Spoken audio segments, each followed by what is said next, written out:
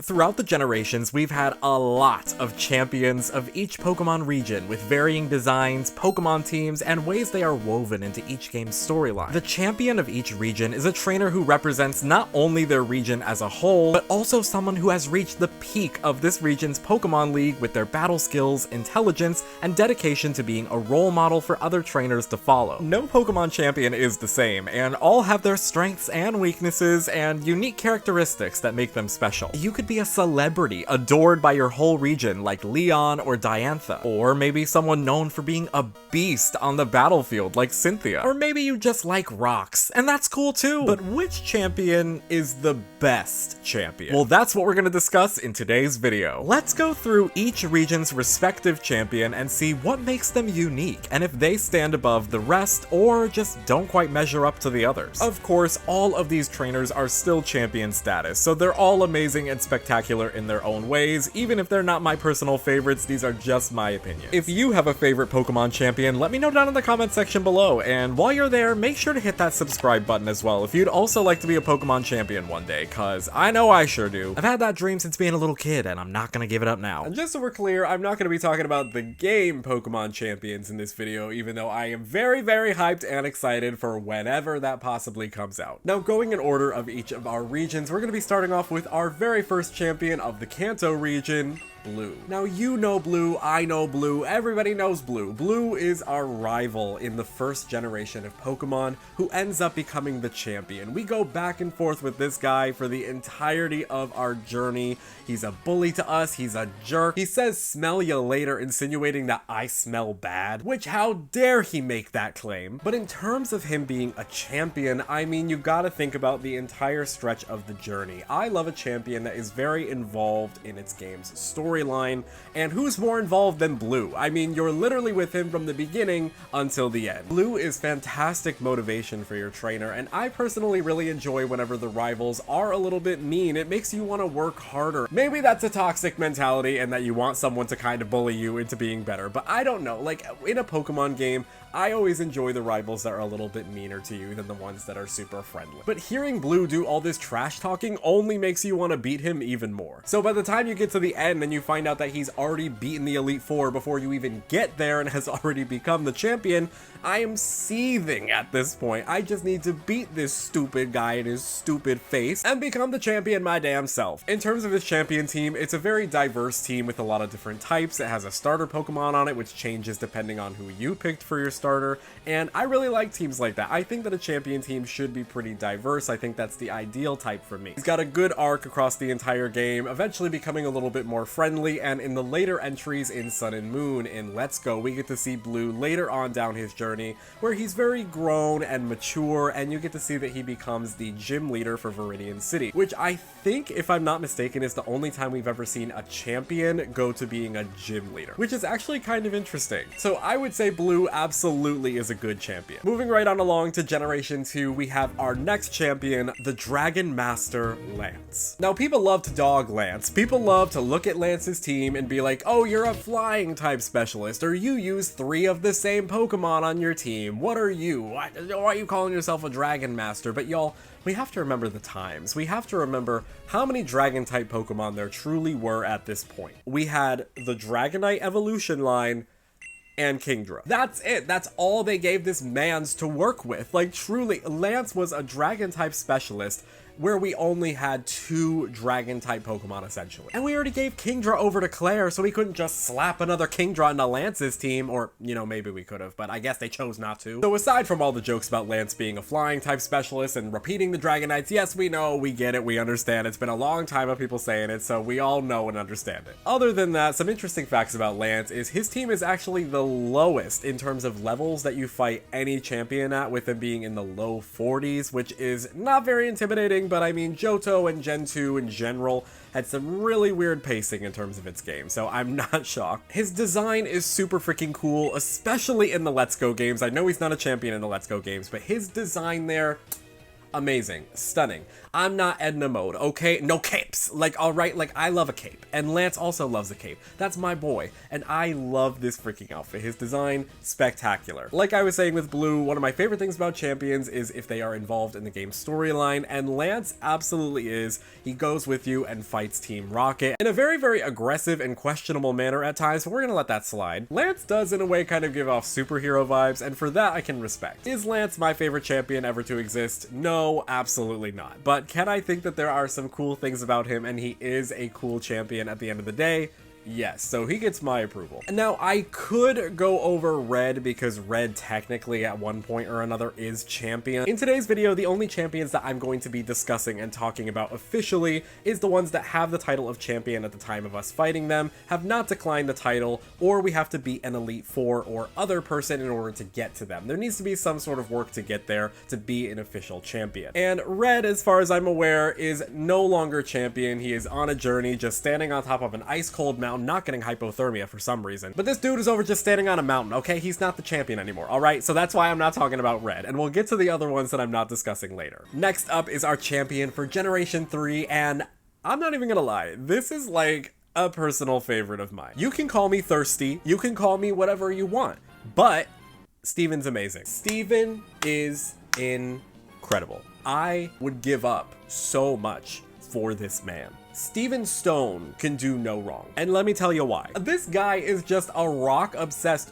dork who loves mythology and legends and lore, and is just wandering throughout the region, and I think that that is awesome. He's extremely smart and very tech savvy. He is very involved in your journey. You see him several times throughout your adventure in the Hoenn region, and eventually in Omega Ruby and Alpha Sapphire when we get Mega Evolutions through Mega Stones. I feel like that only helps Steven's case as a champion of this particular region even more, because his whole thing is stone. And so him being proficient in finding stones and the knowledge of stones is really, really great in that game specifically. He's also a great help in the Delta episode. He frequently helps out with the region and fighting the evil teams. He gives us advice. He's with us for most of the time. I just think that Steven is really, really solid. Also, we need to talk about how great his team is. His team is awesome, and Metagross as his ace Pokemon, chef's kiss, truly. Metagross feels like an ace Pokemon. It feels threatening. It feels like a champion's partner. And I love that his team also has something to do with his love of legends and ancient things and stones, because he has fossil Pokemon on his team as well, with Armaldo and Cradily. I love a good solid theming. Also, at the end of the game, he gives you a Beldum for you to take for your team. And we love a generous king. He's out here just giving gifts. And he better not be giving out gifts to just anybody, okay? Like, Steven, you better just be saving that Beldum for me, okay? Like, I know it's just for me, alright? You know what we have. We later come to find out in Omega Ruby and Alpha Sapphire that Steven does eventually give up his title in order for him to travel the world, and the person he gives up that title to is our next Generation 3 champion, and our first generation to have more than one, which is Wallace. Now, Wallace, although I don't think he is as cool as Steven or a personal favorite of mine, there is still a lot to like about Wallace, and that makes him stand out. Wallace is a contest star, and I think that the contests are very, very underrated, and I actually have a video that's going to be coming out soon I'm in the works of talking about the underratedness of Pokemon contests. Wallace is also another one of our champions that has an exclusive typing, with that being the water type, and is also Juan's former instructor, the current Sutopolis City gym leader. He's also a very close friend of Steven Stone. Do with that information what you will. Wallace absolutely is not my favorite champion. I mean, I don't think that he's as involved in the game as Steven is, and I think just because they're so compared to each other because they are the champion of the same region, just in different games, of course you're gonna look at one and the other and think which one do you like more, and I just happen to like Steven a little bit more. So I think that Wallace is definitely on the lower end of the spectrum when it comes to the champions, but I think there's still a lot to like about him. Y'all know who's next. I don't even gotta talk about it. You know, Generation 4, we got Cynthia. Cynthia is the best. Point blank period. I will not be accepting any other responses, any other answers. I know Cynthia is amazing. I know some people are gonna argue that they may love Leon more, you may love even Steven more, but like, I genuinely think that Cynthia is just the optimal champion. Truly, honestly, no one is doing it like Cynthia, and we need to all acknowledge that. First of all, she is our very first female champion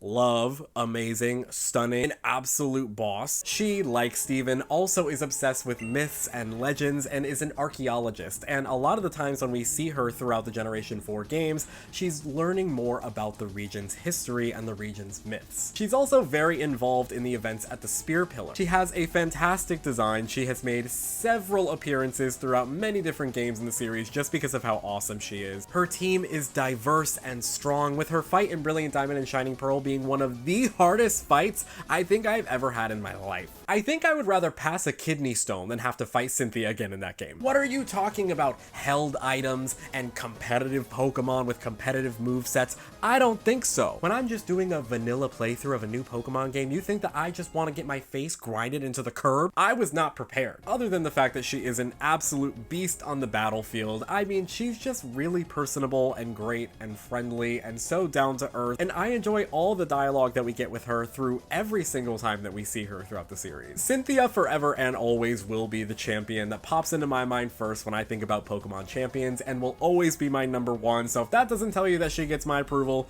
she absolutely does, and Cynthia is not only a good champion, but a fantastic one. Moving right on along to Generation 5, which is my personal favorite generation to this day, and we have another 2 champions to talk about, but first we gotta talk about Alder. Now, Alder is a very interesting champion to talk about because we actually don't fight Alder in the main storyline of the game. We don't fight Alder until the post-game, which is crazy to say about the champion of the freaking region. The reasoning for that is Team Plasma and all of the N nonsense, and the reason we're not talking about N in this video is I know a lot of people just want me to talk about N. N's amazing, and I agree. I love N. I would take any opportunity to talk about N, but a champion N is not. N declined the title of champion and did not want to be a champion, and so I'm not going to be talking about him, but that doesn't mean that I still do not love him. By the time you fight Alder in the post game, his team is in like the 70s in terms of level. Like, it is a intense fight. What I also love about Alder, and what a lot of people enjoy about Alder, is that he's probably the closest thing to a bug type champion we are ever gonna get,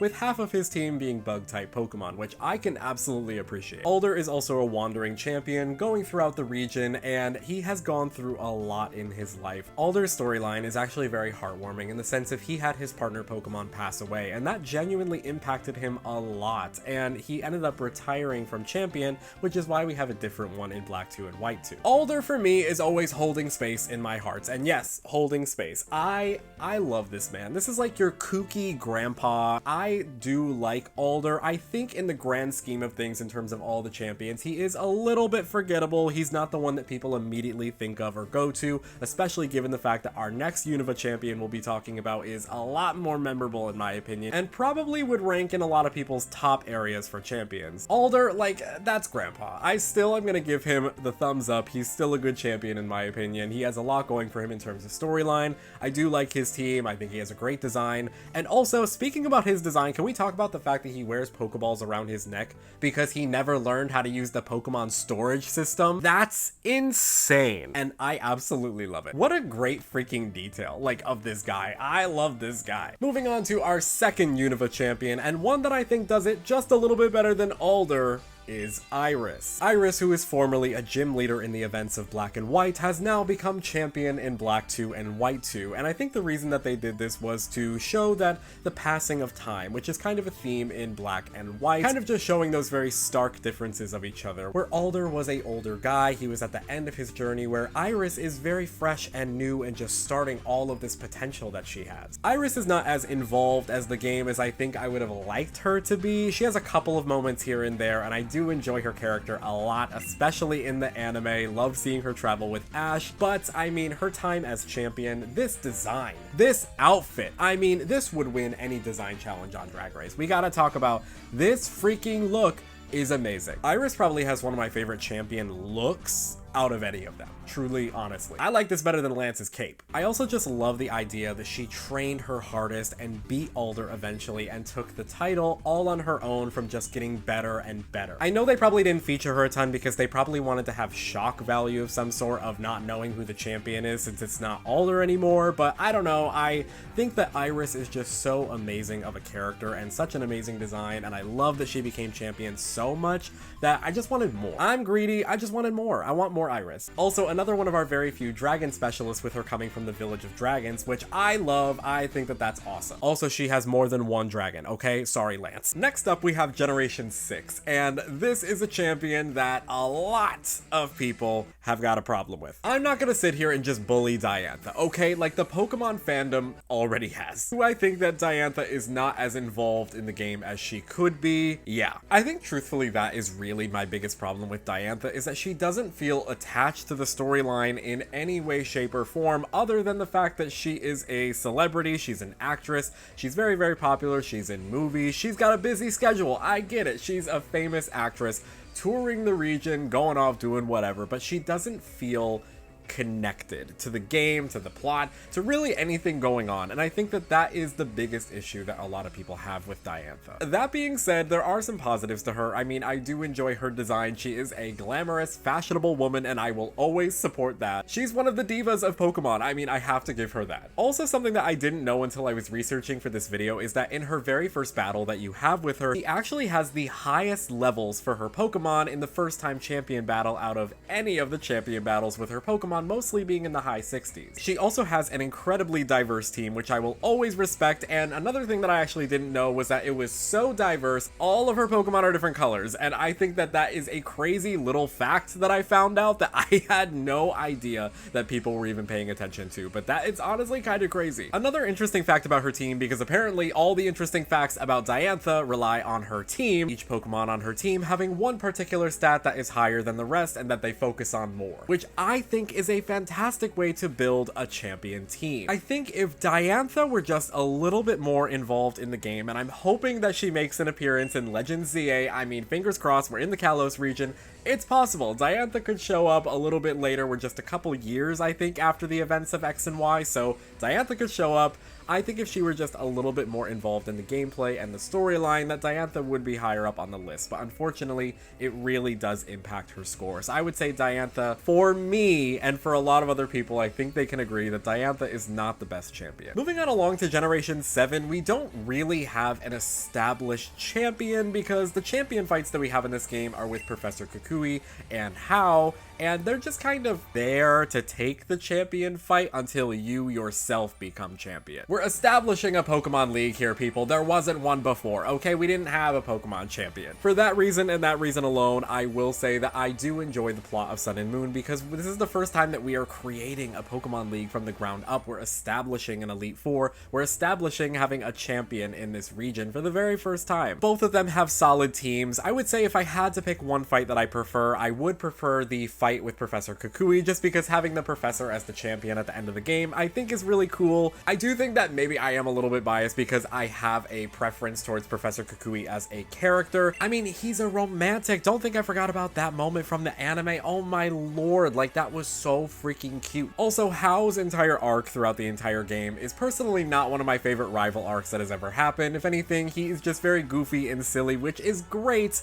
but I don't think that it just hits in the same way as a lot of the other rival final battles do, especially given that this is a kind of champion fight. So Generation 7 does not necessarily have a champion for me to rank, but if I were going to rank the Kukui and Hau fights, I would say I prefer the Kukui one over Hau. Not my favorite, but still pretty good. I think the rest of Sun and Moon is way better than its ending. I didn't want to talk about it, but unfortunately he is an established champion, so very briefly we're going to talk about Trace. Now, Trace is...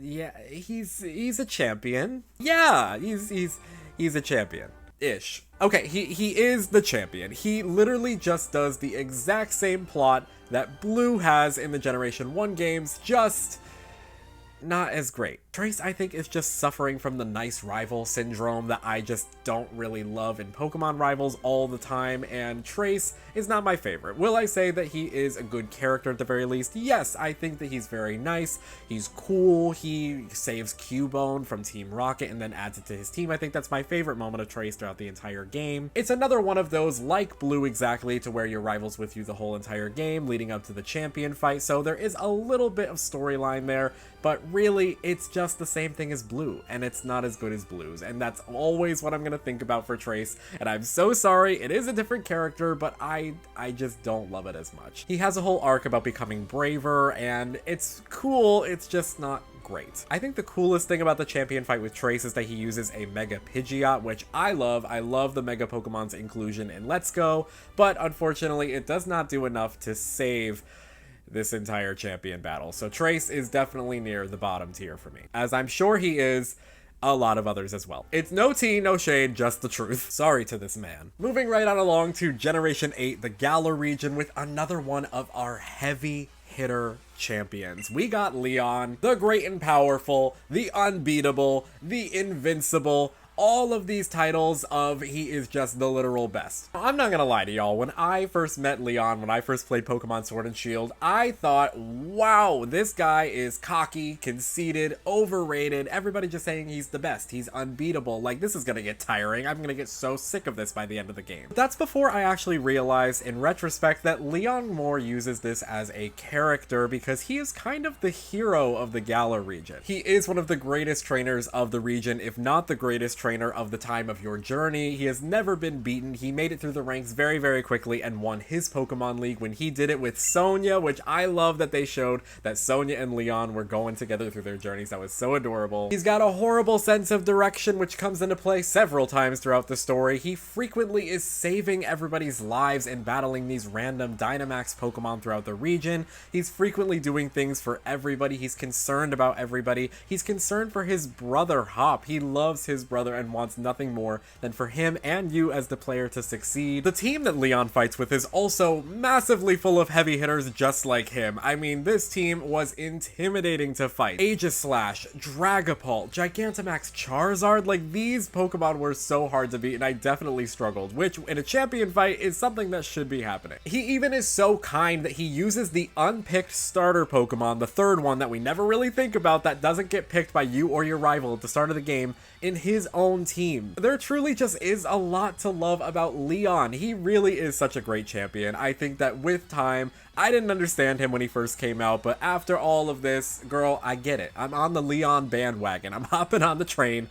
I think he's amazing. If I wasn't such a Cynthia stan, I would easily say that Leon shoots up to the #1 spot, but Leon, you are still up there, boy. Like, you're still up there. You're still one of the best champions. If not, to some people, you probably are the best. So Leon, you're right up there. For Generation 8, Leon is not the only champion that we could talk about. We also have two former champions, both with Mustard and Peony, and I'm sure that these were great champions in their time, but as they are not the current champion of the Galar region, we're not going to be discussing them. But do I think that Mustard and Peony are great? Yes, I do like the both of them a lot. Specifically, Peony, love him so much. One of my favorite characters of the entire DLC. Love his relationship with his daughter. And then the fight with Mustard. I mean, come on. I can only imagine how much of an absolute beast and unit he was in battle when he was champion. But like I said, they're not currently champion, so moving on to Generation 9. In Generation 9, the title of champion does kind of change its meaning a little bit, so we will be talking about more than one person here, and that is going to include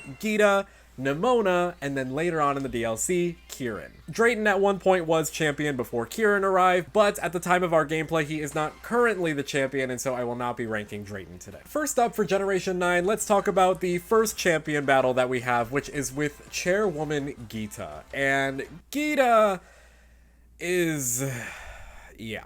Geeta, for me personally, I think is one of the most disappointing and wasted opportunities of a champion we have ever had. The reason that I say this is in no way, shape, or form about her design. Design is incredible. I love her hair. I love the way it looks. I love that she is like this very professional businesswoman. She is the chairwoman of the Paldea League. Like, I love this design, but the character herself is just not at all what I was expecting. We spend the entirety of the game hyping up Geeta as this awesome, fantastic, unmovable force of a champion. She is so unbearably strong. She's at the top of the league. No one can beat her except for Nemona. And it's just this like crazy battle that we're anticipating and expecting the whole time. And it just isn't. Nemona even calls her La Primera because she looks up to her so much. And I think that the Nemona fight was better! I prefer the Nemona champion fight over the Geeta fight, and let me tell you why. The team is just meh. Like, it's just fine. It's solidly average across the board. This is not my favorite champion team of all time.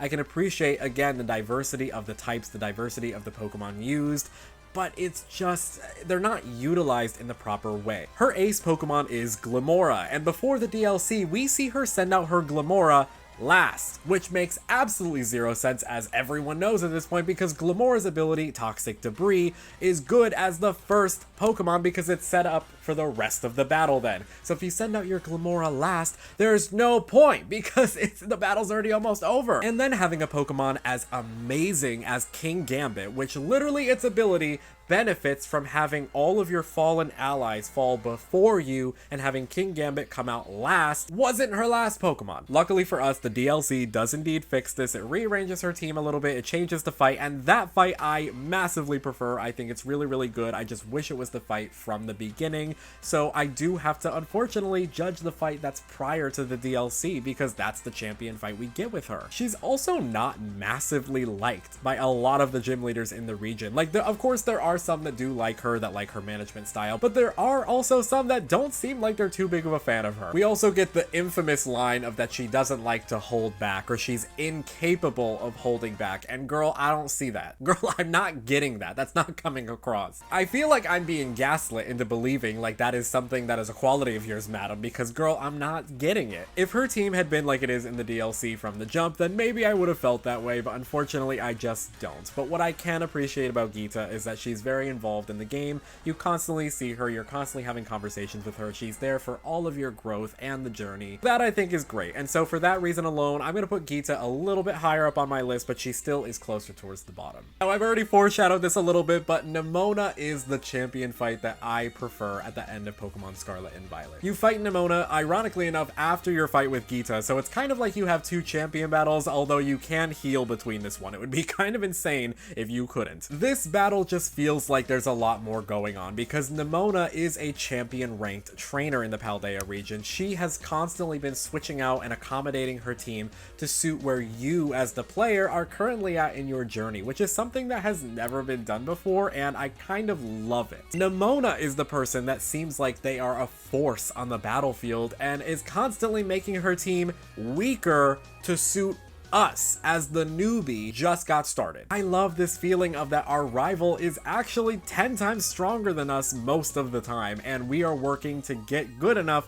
to battle her at her best. I think that that's amazing, and I think Nemona is amazing, and there's a lot to like about her. Her team is great, her character is awesome and so fun to be around. A lot of Nemona's dialogue was some of my favorite parts of Scarlet and Violet, but a lot of the friends in Scarlet and Violet was the best thing about it. Arven, Penny, and Nemona, y'all have set the bar so high for future Pokemon entries, for rivals and friendships, that like this is just what I'm expecting now, Pokemon. I'm expecting these top tier rival characters. So Nemona, you are way up there on my list, girl. And it does not end here with these rival friendship characters, because we got to talk about Kieran next. And Kieran, I want to make an entire video talking about Kieran's arc in Pokemon Scarlet and Violet, because he is truly one of the best written characters we have ever seen out of any of the rivals, out of any of the characters, period. I adore what they did with Kieran. It made the DLC so fun and desirable to play. Obviously, I played it for a lot more than just the storyline and the characters, the new Pokemon, the new areas. Of course, I played it for that.